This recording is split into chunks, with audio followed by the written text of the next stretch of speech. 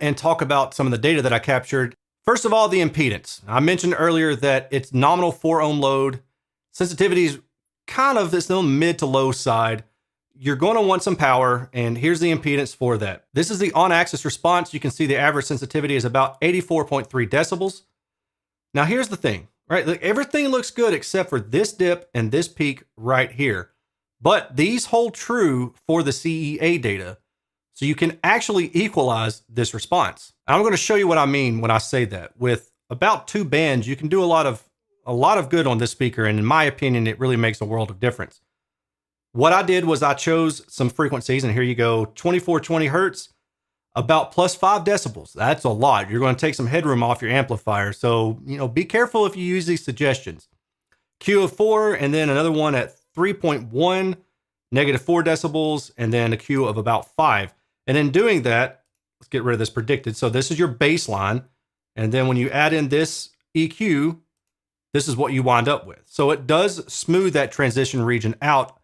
And in my opinion, it gives the speaker what it's lacking, and that's in terms of attack or dynamics.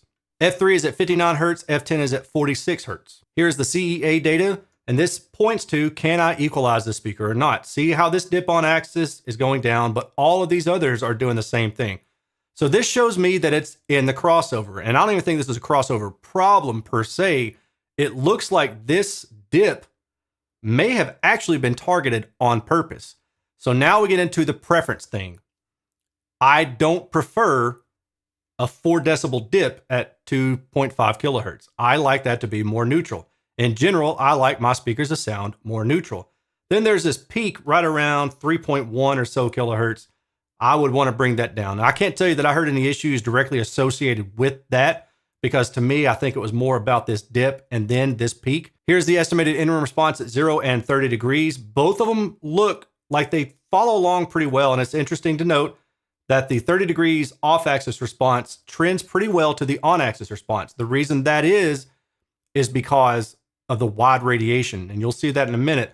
But above about 10 kilohertz, where that tweeter is narrowing up, that's where there's more divergence between on-axis versus 30 degrees. And for those of you who don't know, this is what I mean. On-axis would be the black pointed directly at the listener. 30 degrees would be in red, pointed away from the listener, basically lined up with the back wall behind it. Here's a line illustrating kind of my subjective take on what I heard, overlaid with the objective measurements for the estimated interim response. And this is what I'm saying. This is kind of missing the attack and detail of certain instruments that I want to hear. Horns, brass, even vocal intelligibility to some degree is also lacking because of that. Here's the horizontal contour plot, about plus or minus 70 degrees throughout until about 10 kilohertz.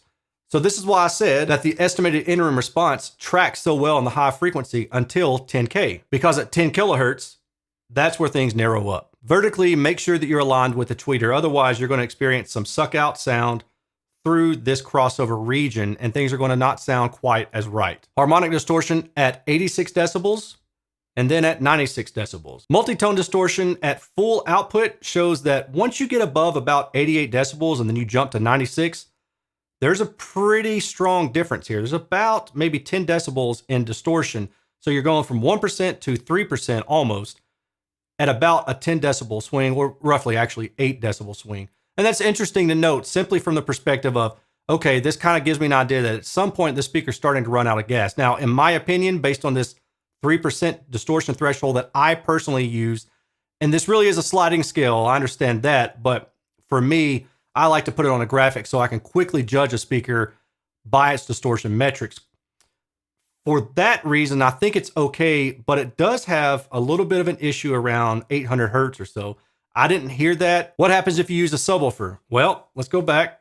Full range, 20 hertz to 20 kilohertz, and then 80 hertz to 20 kilohertz. You do decrease your mid-range distortion some if you cross over at around 80 hertz, assuming a brick wall. What about compression? Compression actually looks pretty good for the speaker. You're within about a decibel. Actually, you're well within a decibel above maybe 100 hertz.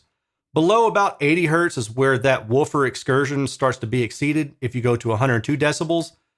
So I would say for this speaker, it's probably on the better side of normal for a bookshelf size speaker, especially through this higher region right here. Now they talk about transients, I think, and dynamics with using this particular tweeter. You know, I can't say that every tweeter that's like this is going to perform better in terms of transients and things like that. But I will say that when you have low compression for the higher frequency, then that to me is an indication of good transient capability. So that does it for this review. I want to thank Elac for sending this my way